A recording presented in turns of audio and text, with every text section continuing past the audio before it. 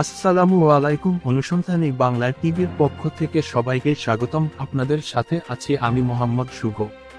বোচাগঞ্জ উপজেলাধীন ১ নং নাফানগর ইউপি বড় সুলতানপুর আবাসন গুচ্ছগ্রামের মীরা কাশশিরির সহযোগিতায় ৩ নং বিবাদী আশা আক্তার আবারও পলাতক। খান মোহাম্মদ আহমজিদ, দিনাজপুর জেলা প্রতিনিধি। ২৩ এপ্রিল ২৪ ইংরেজি তারিখে দিবাগত রাতে ভোরের দিকে ৩ নং বিবাদী মোছা আশা আক্তার ঢাকার উদ্দেশ্যে পলাতক। ৩ জন আসামির জামিনদাতা ছিলেন মোছা মীরা কাশ্মীরি মেম্বারনি, ১ নং বিবাদী লাইচুর রহমান ৫৫, পিতা মফির উদ্দিন, ২ নং বিবাদী মোছা লিপি আক্তার, স্বামী মোহাম্মদ লাইসুর রহমান, ৩ নং বিবাদী মোছা আশা আক্তার, পিতা মোহাম্মদ লাইসুর রহমান। গত ২১ এপ্রিল ২৪ ইংরেজি তারিখে দিনাজপুর আদালতের মাধ্যমে জেল কারাগার থেকে মুক্তি পায়।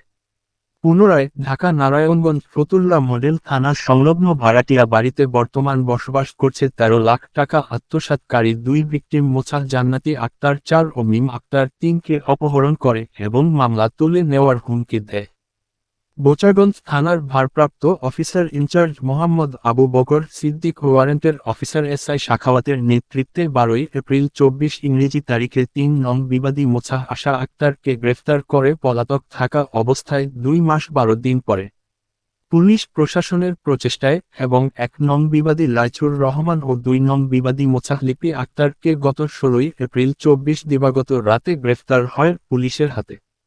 ১৭ এপ্রিল ২৪ ইংরেজি তারিখে দিনাজপুর কোর্টে চালান করে ওই দিন ২ নং বিবাদী মোছা লিপি আক্তার জামিনে মুক্তি পায়।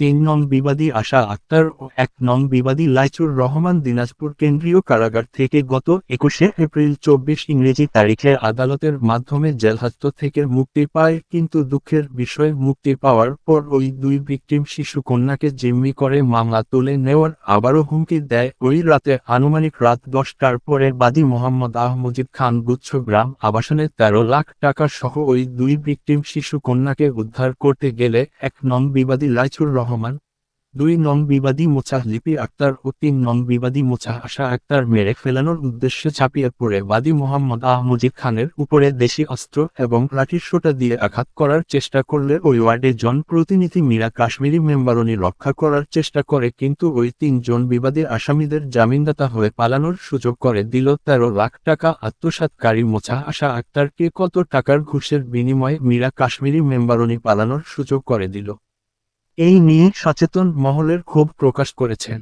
উপরোক্ত বিষয়ের সরজমিনে গিয়ে সঠিক নিরপেক্ষতা বজায় রেখে তদন্তপূর্বক বিষয়টি খতিয়ে দেখার জন্য পুলিশ প্রশাসনের ঊর্ধ্বতন কর্তৃপক্ষের সুদৃষ্টি কামনা করেছেন সাংবাদিক পরিবার সহ স্থানীয় এলাকাবাসীরা।